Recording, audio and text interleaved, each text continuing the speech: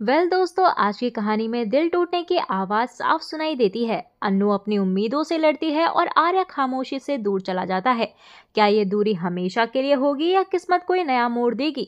तो दोस्तों चलिए, एपिसोड के शुरुआत में हम देखते हैं कि अन्नू के दर्द भरे मन से होती है, जहां पर वह खुद से स्वीकारती है कि उसके और आर्य के बीच जो भी उम्मीदें थी वे एक एक करके टूट चुकी हैं। उसे याद आता है कि जीवदानी मंदिर का पल जो आर्य उसके सामने खड़ा था, वह क्षण किसी चमत्कार जैसा लग रहा था, मानो किस्मत ने उनका हाथ थाम लिया हो। लेकिन हकीकत ने साथ नहीं दिया। अनु मानती है कि आर्य ने उसका हाथ छोड़ दिया और उसका साथ छोड़ दिया, और उसी पल से उसका दिल धीरे धीरे से बिखरने लगा। वहीं हमें सीरियल में दूसरी तरफ दिखाया जाता है ऑफिस, जहां पर अन्नू बिल्डिंग में कदम रखती है और दूर से देखती है आर्य जो है वो बप्पा की प्रतिमा के सामने प्रार्थना कर रहा है। यह दृश्य उसके जख्म ताजा कर देता है। उसके मन में सवाल गूंजते हैं, जिसे मैंने अपना सब कुछ माना, वही मेरे भरोसे पर खरा क्यों नहीं उतरा। यही सोच अन्नू को एक कड़वा लेकिन पक्का फैसला लेने पर मजबूर करती है। वह सिर्फ ऑफिस या शहर नहीं, बल्कि आर्य की जिंदगी से भी दूर जाने का इरादा करती है। यह भागना नहीं, खुद को बचाना है। वह अपनी टूटी उम्मीदों को समेटकर आगे बढ़ने की हिम्मत जुटाती है। वहीं हम आर्य को देखते हैं, जहां आर्य दूर से अन्नू को देखते हुए नजर आता है और नजरें मिलती है पर शब्द नहीं। वह जानबूझकर खामोश रहता है। उसकी यही चुप्पी, यही दूरी दोनों के बीच की खाई को और ज्यादा गहरा कर देती है। अन्नू के चेहरे पर बेआवाज आंसू हैं। आर्य की आंखों में अनकहा पछतावा है, लेकिन उस पल कोई भी अपनी जगह से नहीं हिलता। दर्द बोलता है, लोग नहीं।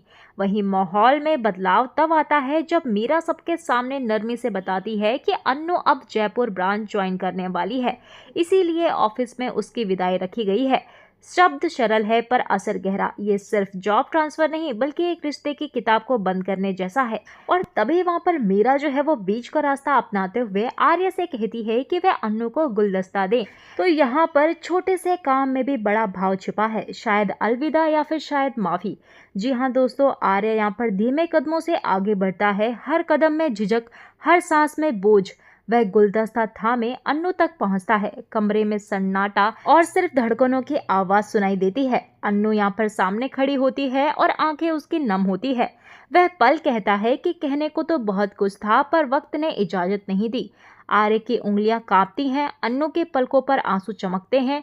फूलों की खुशबू भी इस दूरी को नहीं भर पाती। वहीं अन्नू यहाँ पर गुलदस्ता स्वीकार करती है। ना शिकायत, ना इल्जाम, बस एक शांत सा धन्यवाद कहते हुए नजर आती है, और वह अपने फैसले पर अटल रहती है।